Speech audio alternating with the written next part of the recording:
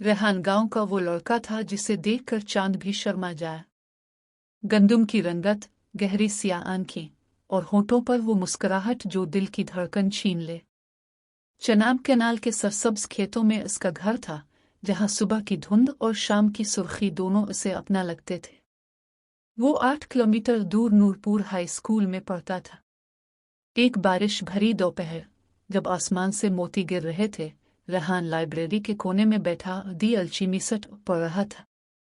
अचानक एक नर्म, शर्मीली आवाज ने पूछा, क्या ये किताब मिल सकती है? रेहान ने नजर उठाई तो सामने एक लड़की खड़ी थी, उमेरा। लंबे सियाह बाल जो बारिश की बूंदों से तर थे, हल्की भूरी आंखें और गालों पर हल्की सी लाली। रेहान का दिल एक धड़के से रुक गया। इसने खामोशी से किताब बढ़ा दी। इनकी उंगलियां इत्तेफाक से टच हुई। एक छोटी सी बिजली सी दौड़ गई। इस दिन के बाद स्कूल का हर वक्फा इन दोनों के लिए खास हो गया। बाड़ वाले बाग में, जहां पुरानी झूला लटका था, वो बैठते। रेहान उसे अपने ख्वाब सुनाता, मेरा उसे अपनी शायरी। एक शाम जब गुरूब आफताब खेतों को सोने में रंग रहा था, रेहान ने हिचकिचाते हुए कहा, मेरा, तुम्हारे बगैर ये स्कूल, ये रास्ता, ये दुनिया अधूरी लगती है। मेरा ने शर्माते हुए सर झुकाया, लेकिन इसकी आंखों में एक चमक थी।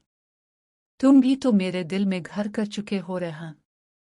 जब तुम नहीं होते तो लगता है सांस ही रुक सी जाती है।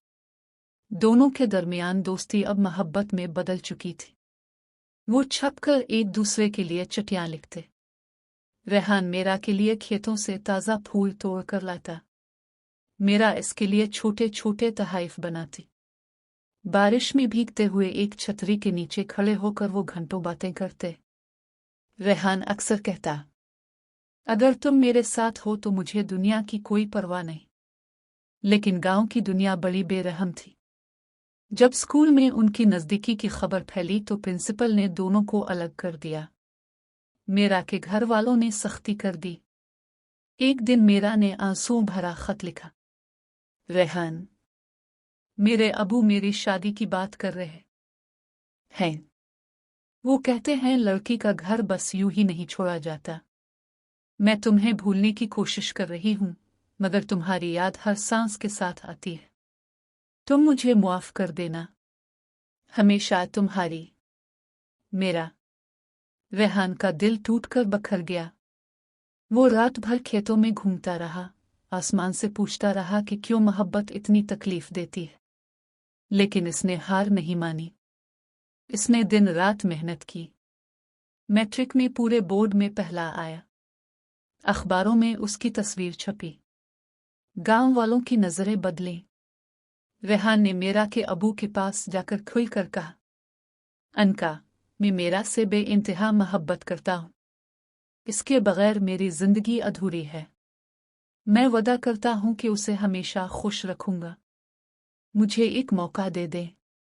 मेरा के अबू मुतासिर हुए, खास तौर पर जब उन्होंने देखा कि रेहान अब मेडिकल कॉलेज में दाखिल हो चुका है। आखिरकार शादी का दिन आया। जब मेरा दुल्हन बनकर रेहान के सामने आई तो दोनों की आंखें नम थीं। रेहान ने आहिस्ता से इसके कान में कहा, अब तुम मेरी हो, हमेशा हमेशा के लिए। आज भी जब शाम ढलती है तो रेहान और मेरा अपने छोटे से घर की छत पर बैठकर पुरानी यादों को ताज़ा करते हैं। रेहान मेरा का हाथ थामकर कहता है, तुम मेरी वो कहानी हो जिसे मैं हर बार पढ़ना चाहता हूँ।